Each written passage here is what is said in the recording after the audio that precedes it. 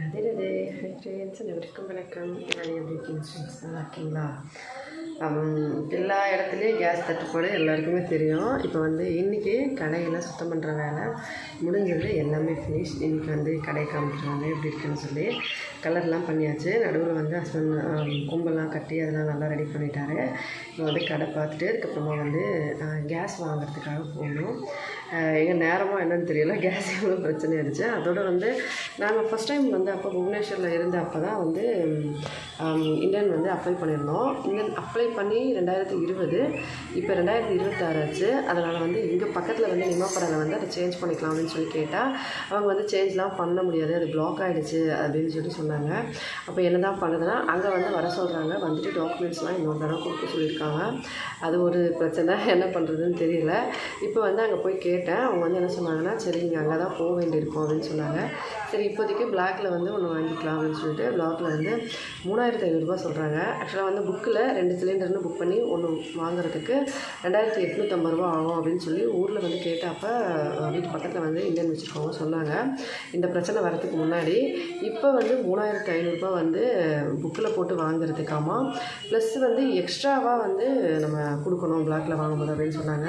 நான் வந்து இந்த மாதிரி புதுசாக வந்து கடை ஆரம்பிக்கிறேங்க, இவ்வளோ ரேட்னால ஆகணும் எனக்கு தெரியவே தெரியாது, கொஞ்சம் இது பண்ணுங்க அப்படின்னு சொல்லிட்டு கேட்ட அப்புறமா அவங்க வந்து சரி ஓகே நீங்கள் 3500 கொடுங்க, நான் உங்களுக்கு புக் இல்லைனாலும் பரவாயில்ல, நான் அப்படியே வந்து கொடுக்குறேன் ஃபில் பண்ணி அப்படின்னு சொல்லியிருக்காங்க.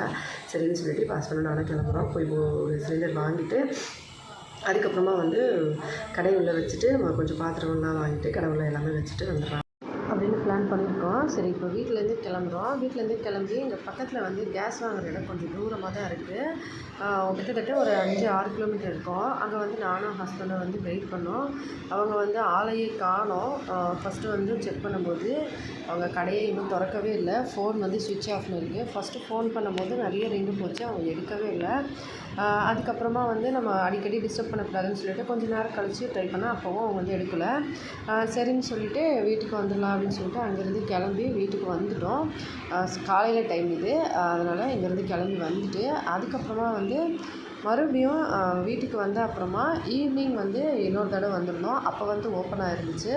மத்தியானம் வீட்டில் எல்லா வேலையும் முடிச்சுட்டு ஹஸ்பண்ட் வந்து ஊருக்கு போயிட்டு வந்துட்டார். ஆக்சுவலாக அரிசி வந்து கொடுக்கல.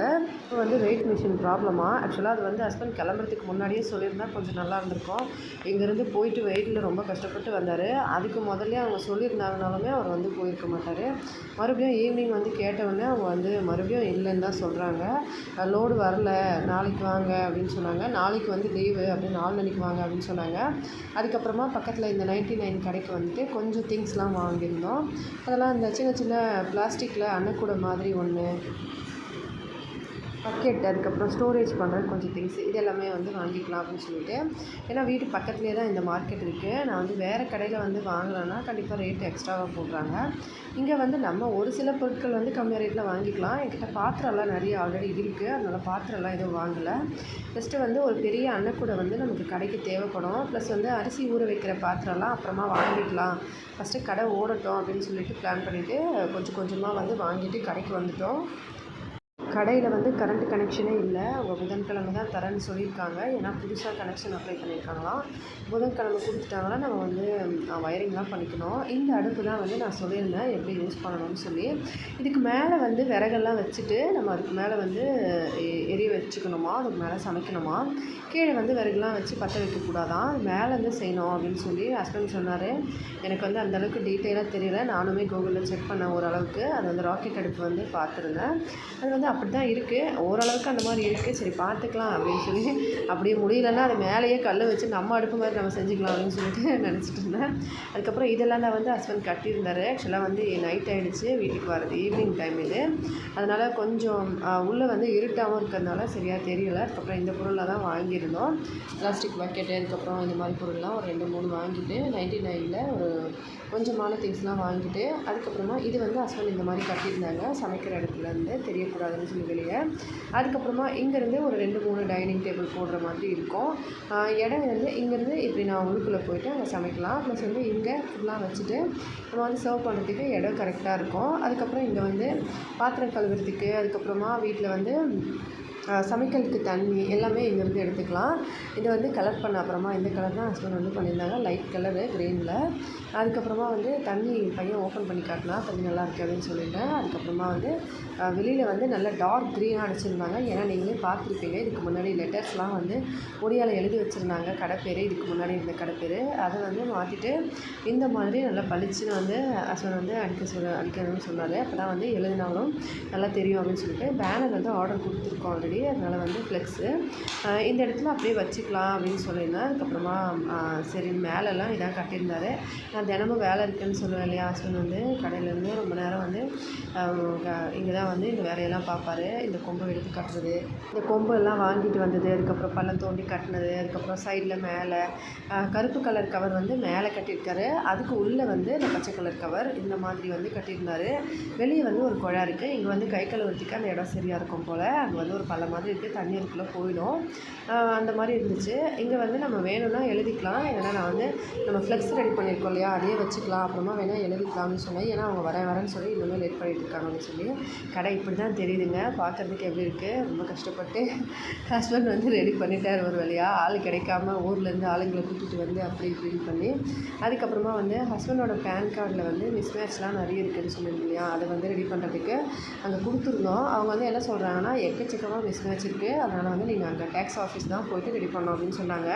ஆக்சுவலாக என்னென்னா, ஹஸ்பண்ட் சென்னையில் இருக்கும்போது அப்போல்லாம் ஃபஸ்ட் டைம் வந்து பேன் கார்டு அப்ளை பண்ண டைமில் ஊராக சுற்றி ரெடி பண்ணுவாங்க இல்லையா, அந்த மாதிரி வந்து அப்ளை பண்ணும்போது ஹஸ்பண்ட் சென்னையில் இருக்கும்போது அப்ளை பண்ணது. அப்போ வந்து எங்கள் நாத்தனார் வந்து கல்யாணம் ஆகலை, சின்ன நாத்தனார் இருக்காங்க இல்லையா, அவங்க கல்யாணம் ஆகலை, வீட்டில் தான் இருந்தாங்க. அவங்களே வந்து ஹஸ்பண்டோட கையெழுத்து போட்டு பேரெலாம் வந்து மாற்றி நம்ம ஆல்ரெடி வந்து தெரிஞ்ச விஷயம் என்னென்னா, நிறைய வந்து நம்ம ஒழுங்காக எழுதி கொடுத்தாலே 1008 மிஸ்டேக் பண்ணுவாங்க. இவங்க ஊராக சுற்றி, அதுவும் வந்து எங்கள் நாத்தனார் எழுதி கொடுத்து எங்கள் சின்ன மாமனார் பேர் அப்பா பேர்லேயும் நாயக் மகாபாத்திரா அந்த மாதிரி நிறைய மிஸ்டேக் பண்ணியிருக்காங்க. அதனால் வந்து அந்த டைமில் ஹஸ்பண்ட் சென்னையில் இருந்ததுனாலையும் சரி, அதுக்கப்புறமா வந்து அது அந்தளவுக்கு தேவைப்படலை அப்படின்றதுனாலையும் வந்து அதை ஹஸ்பண்ட் வந்து சரி பரவாயில்ல பார்த்துக்கலான்னு இருந்தார். இப்போ கடை அரைக்கு கொடுக்கும்போது கண்டிப்பாக வேணும் இல்லையா, அதனால தான் இந்த டைமில் பார்க்குறோம். அதுக்கப்புறமா வந்து சரி பார்த்துக்கலாம், இன்னொரு நாளைக்கு புவனேஸ்வர் போயிட்டு வரணும், அதுவும் இல்லாமல் கேஸுமே ப்ளாக் ஆகிருக்கு, அதையுமே புவனேஸ்வர் போயிட்டு தான் சரி பண்ணணும் அப்படின்னு சொல்லிவிட்டு சரி வாங்க பார்த்துக்கலாம் அப்படின்னு சொல்லிவிட்டு வீட்டுக்கு வந்துவிட்டோம். ஹஸ்பண்ட் நானும் சரி நெக்ஸ்ட் வீக்கில் வேணால் ட்ரை பண்ணலாம் போயிட்டு வரதுக்கு அப்படின்னு சொல்லிவிட்டு.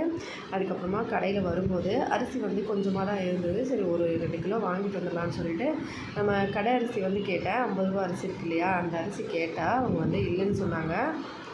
பக்கத்தில் ஸ்மார்ட் மார்ட் ரிலையன்ஸ்லாம் இருக்குது. நான் சரி எங்கெல்லாம் வாங்கலை, சரி வீட்டுக்கு வந்துடலாம் அதுக்கப்புறம் பார்த்துக்கலாம் அப்படின்னு சொல்லிட்டு பக்கத்துலேயே வீட்டு பக்கத்தில் ஒரு கடை இருக்குது, அங்கே போய் கேட்டால் அவங்க புழுங்கல் அரிசி வந்து இது மட்டும்தான் இருக்கான் ரேஷன் அரிசி. இதுவே 33 35 அப்படியே எனக்கு ஒரு ஷாக்கு, பயங்கரமான ஷாக்குங்க. இந்த ரேஷன் அரிசி 35 ரூபா ஒரு கிலோ.